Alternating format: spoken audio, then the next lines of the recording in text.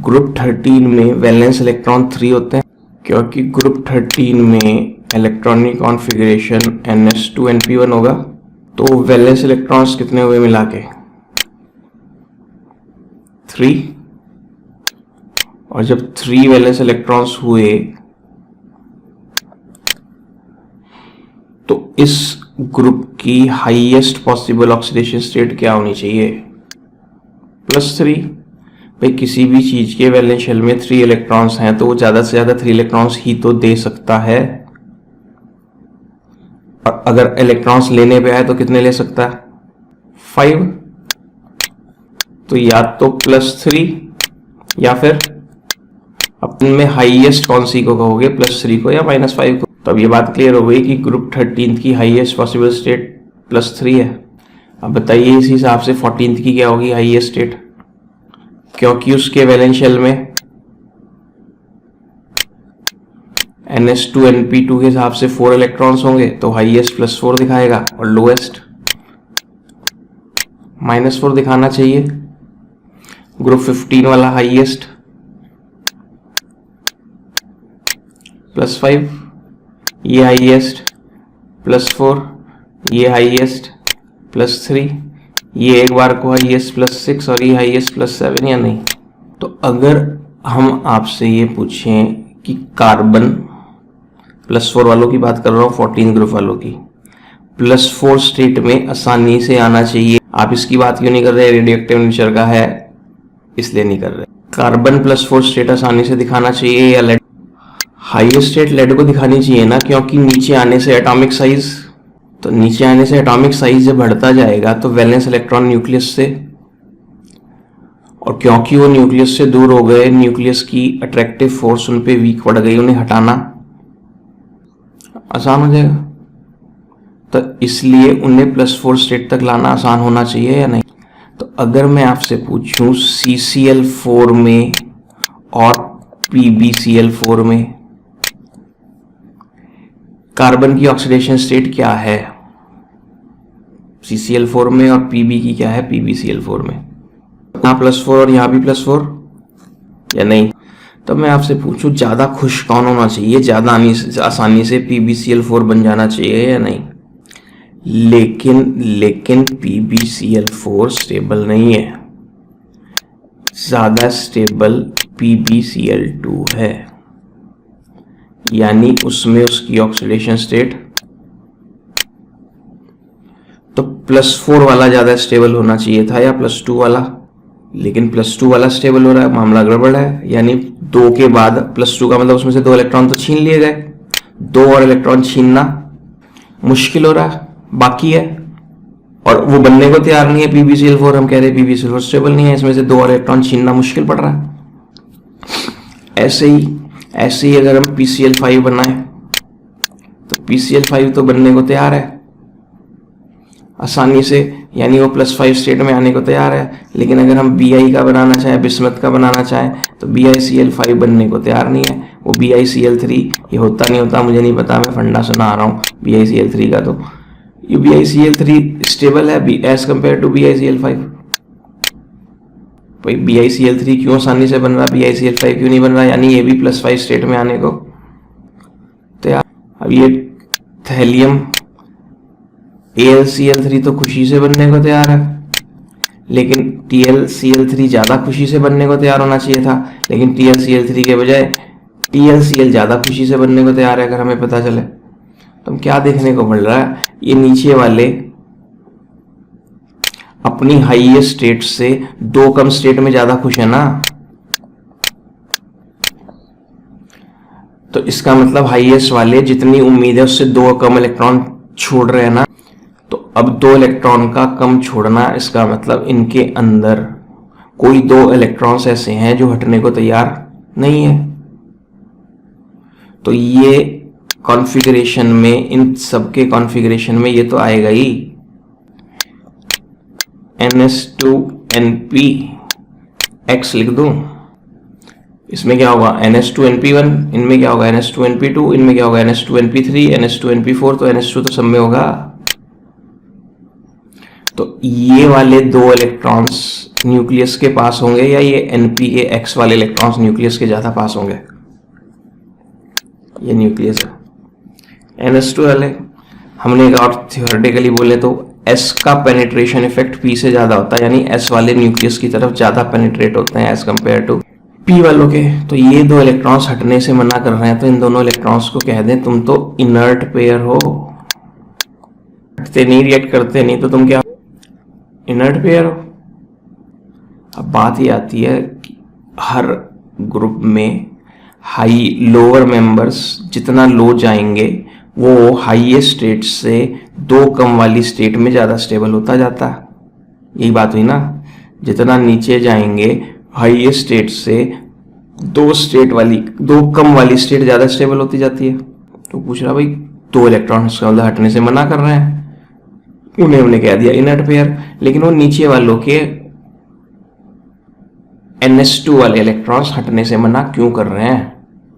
क्योंकि जब आप इस गैलियम में आए होंगे तो इसका कॉन्फ़िगरेशन 3D10 हो गया होगा, तभी तो भर के उसको यहाँ पहुंचे होंगे।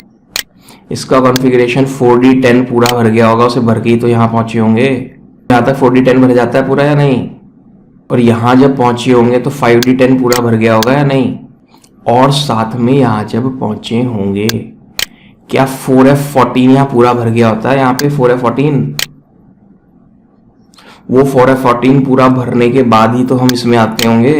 और फिर यहाँ तक जाते जाते 5D10 भी पूरा भर गया, तो 5D10 भी पूरा भर गया, 4F14 भी पूरा भर गया, तब आप यहाँ पहुंचे।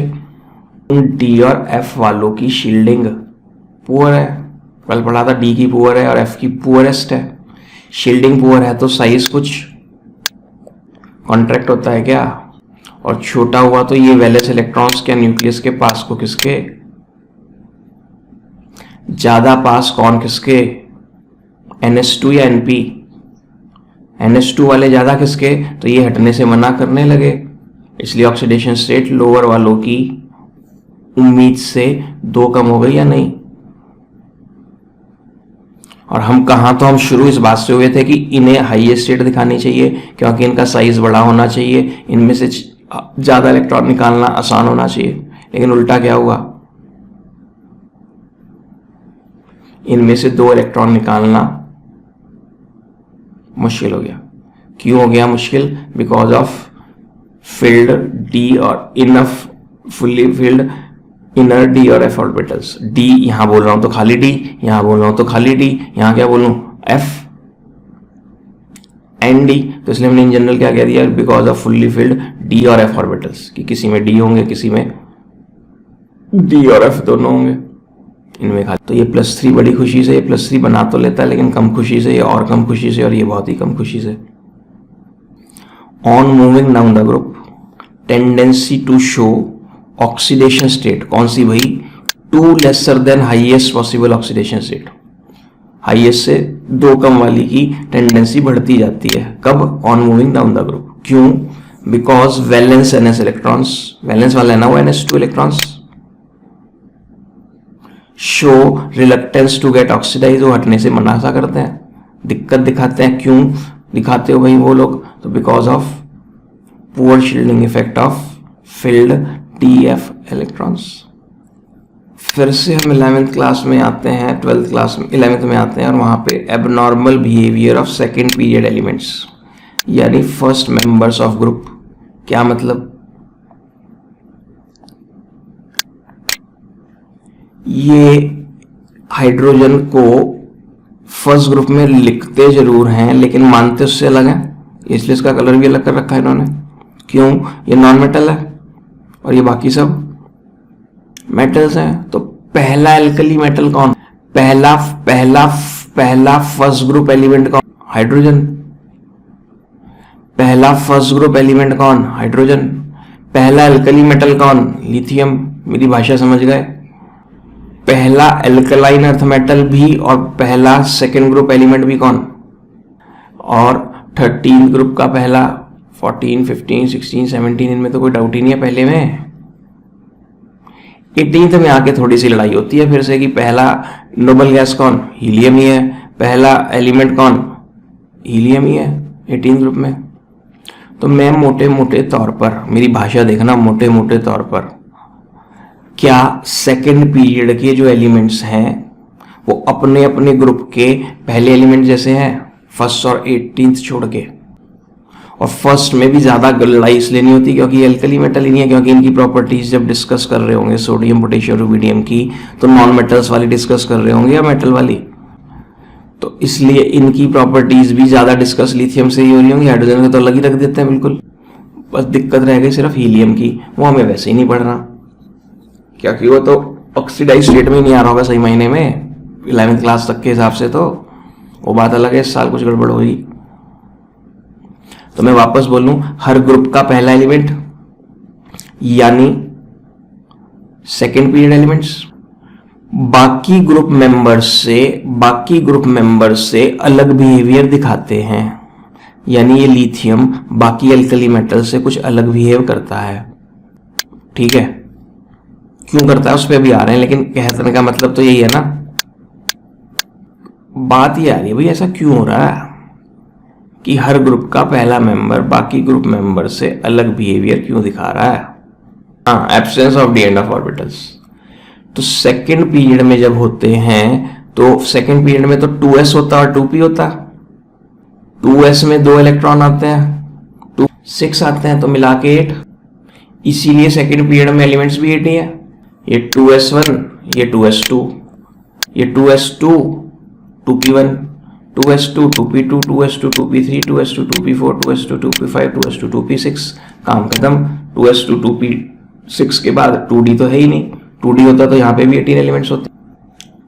तो हर ग्रुप का पहला एलिमेंट बाकी ग्रुप से अब नॉर्मल बिहेवियर क्यों दिखा रहा है? कुछ ज्यादा ही छोटा साइज है भाई तुम्हारा, तो तुम्हारे में से इलेक्ट्रॉन खींचने में तो हमें काफी दिक्कत होगी। तो स्मॉल साइज।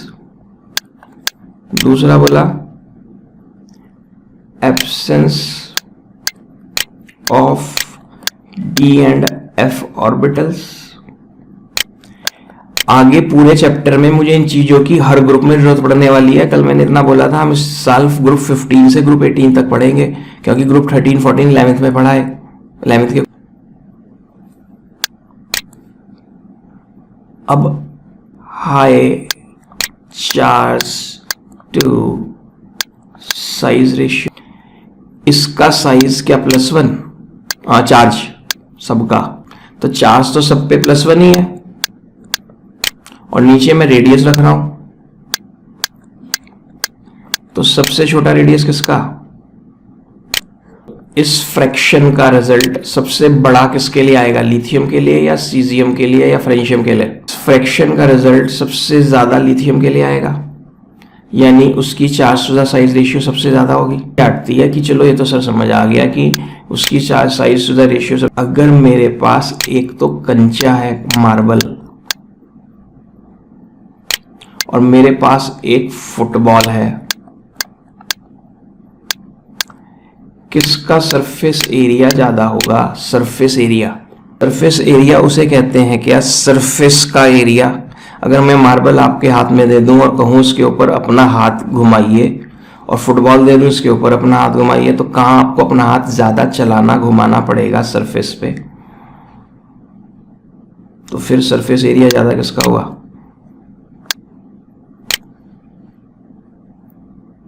फुटबॉल का ही हुआ ना। अब दिवाली पर एशियन पेंट्स वाले ने पेंट की 5-5 ग्राम की पैकिंग्स लॉन्च की हैं। सचमुच में नहीं करी। 5 ग्राम पेंट की पैकिंग क्यों लॉन्च करेगा कोई वो थोड़ी है, ऑइंटमेंट है या शैम्पू है या टूथपेस्ट है? बोलो सोच के। 5 ग्राम पेंट तो ब्रश पे ही लगा रह जाएगा, किसी चीज पे तो क्या करेंगे, लेकिन हमने फिर भी मना की है।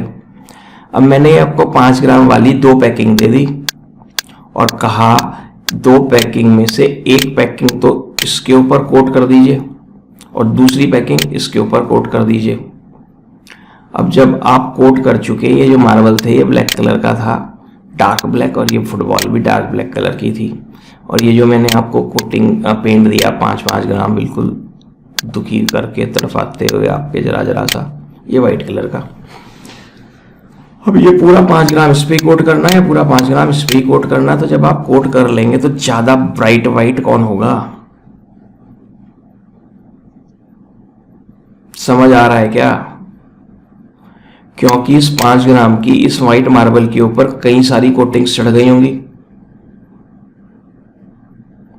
और फुटबॉल पर 5 ग्राम पेंट की शायद एक कोटिंग ही बामुश्किल हुई होगी। मेरे घर में, मेरे कमरे में, मेरी दीवार पे, मैं आपके घरों की, मेरे घर की बात कर रहा हूं, कोई डार्क कलर की पेंट हुआ था। फिर प्रोग्राम बना, इस बार इसके ऊपर व्हाइट पेंट कराएंगे। तो पेंटर क्या कहता है कि एक कोट व्हाइट का करने से काम हो जाएगा। से जब वो मांगा गया था कि भाई कितना खर्चा आएगा, बता लगभग कितना मटेरियल लगेगा, तो उसने बोला जी बाबूजी 2 कोट व्हाइट पेंट लगाने पड़ेंगे, आपका कलर बहुत डार्क है। 2 कोट व्हाइट के लगाने के बाद भी व्हाइटनेस नहीं आ रही दीवार में, अभी भी नीचे का कलर थोड़ा बहुत अपना इंप्रेशन ला रहा है। हो सकता है, होता है, ऐसा है नहीं कभी किसी ने कुछ कराया हो। तो उस केस में फिर क्या कहता है, भाई 1 कोट और करना पड़ेगा बाबूजी। तो अब समझ आ रहा है? तो यहां पर 5 ग्राम की ज्यादा कोटिंग और यहां कम, तो इसका मतलब इंटेंस कौन हुआ? व्हाइट कलर की इंटेंसिटी किस में ज्यादा हुई? अब इस बात को मुझे केमिस्ट्री से कैसे लिंक करना है? मेरे इतने से एटम पर, आयन पर, कुछ भी वर्ड लगाओ, आयन ही लगा लो, B+1 है और इतने पे B+1 है। चार्ज दोनों पे बराबर है या किस पे ज्यादा है? बोलो किस पे चार्ज ज्यादा है? चार्ज दोनों पे बराबर है, +1+1, लेकिन चार्ज इंटेंसिटी किस पे ज्यादा है? क्योंकि मैंने +1 चार्ज को कोट कर दिया कंचे पे और मैंने +1 चार्ज को ही कोट किया फुटबॉल पे, तो ज्यादा इंटेंस। तो अब समझ गए high charge to the size ratio का क्या मतलब है? लिथियम आयन पे higher charge to the size ratio होगी as compare to caesium ion के। तो जब किसी एनायन को अट्रैक्ट करना होगा तो ये ज्यादा अट्रैक्ट मार रहा होगा या ये ज्यादा अट्रैक्ट मार रहा होगा? फिजिक्स लगाओ नहीं अब इस बात में। तो high charge to the size ratio का क्या फर्क पड़ता है, समझ गए? क्या हमने फायांस रूल सुना था, जिसे हम फजान रूल्स के नाम से पढ़ते हैं?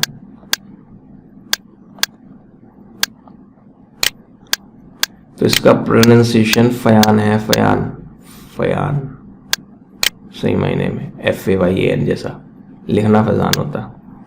तो फजान्स रूल क्या कहता था, किस काम के लिए होता था? बिल्कुल सही, covalent character in ionic compound पता लगाने के लिए होता था। तो जितना कैटायन छोटा होगा और जितना एनायन बड़ा होगा, इसके क्लाउड को खींचना इजी होगा, और जितना ये इसके क्लाउड को अपनी तरफ खींच लेगा, ये क्या कहेगा, मैं एनायन के क्लाउड को अपनी तरफ खींचकर बातचीत के लिए बुला रहा हूं। बातचीत मतलब कॉम्प्रोमाइज, बातचीत मतलब ट्रीटी की तैयारी, और बातचीत मतलब कॉम्प्रोमाइज ट्रीटी। कॉम्प्रोमाइज ट्रीटी मतलब कोवेलेंट बॉन्ड या आयनिक बॉन्ड, समझौता, शेयरिंग। तो जितना स्मॉल होगा, जितना लार्ज होगा कोवेलेंट कैरेक्टर, उतना ज्यादा होगा। याद आया कुछ? और कैटायन पर एंड एनायन पर जितना ज्यादा चार्ज होगा कोवेलेंट कैरेक्टर उतना रटना तो नहीं पड़ रहा, क्योंकि इस पे जितना ज्यादा चार्ज होगा ये इसके इलेक्ट्रॉन क्लाउड को उतना अपनी तरफ खींचेगा या नहीं, बातचीत के लिए बुलाएगा या नहीं। और इस पे जितना ज्यादा नेगेटिव चार्ज होगा ये उतना बड़ा हो जाएगा, उसका क्लाउड उतना बड़ा हो जाएगा, उसे अपनी तरफ खींचना आसान हो जाएगा ना, क्योंकि जितना क्लाउड बड़ा होगा उसके न्यूक्लियस से दूर होगा, तो उसके लिए इसको से खींचना अपनी तरफ आसान हो जाएगा। बोलो चमका लेना, कम से कम 5 क्वेश्चन आएंगे दोनों चैप्टर में। हायर द चार्ज को मैं ऑक्सीडेशन स्टेट भी मान सकता हूं क्या?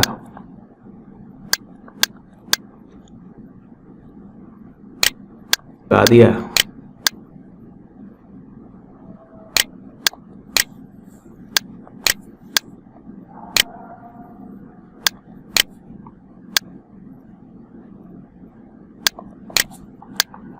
कैटायन वाले क्या बोल रहे हैं, पॉजिटिव चार्ज वाले क्या बोल रहे हैं?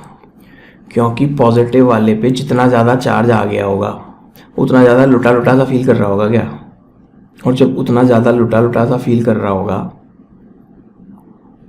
तो अब उससे कहो और इलेक्ट्रॉन दे दे, वो कहेगा मैं तो लुट चुका, पॉजिटिव चार्ज ज़्यादा आ गया। और जब मैं लुट चुका तो मैं इलेक्ट्रॉन दे नहीं सकता, अब मैं इलेक्ट्रॉन वापस ले सकता हूँ। और जब मैं वापस इलेक्ट्रॉन लूँगा तो मैं इलेक्ट्रॉन लेने वाले को क्या कहते हैं, एसिड या बेस? किसी को याद आ रहा हो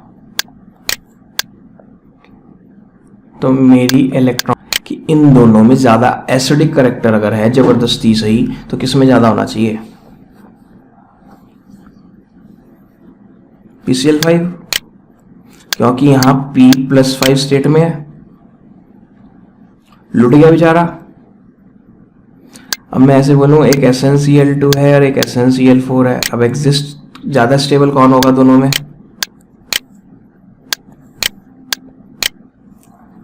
कौन सा लॉ लगाया, वो लगाया, लॉ कह रहा हूं, कौन सा कंसेप्ट लगाया? Inert pair effect. तो फिर जितना नीचे जाएंगे हायर से 2 कम की स्टेबिलिटी बढ़ रही होगी,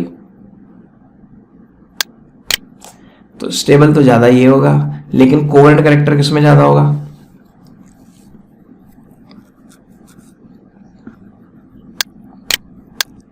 और एसिडिक कैरेक्टर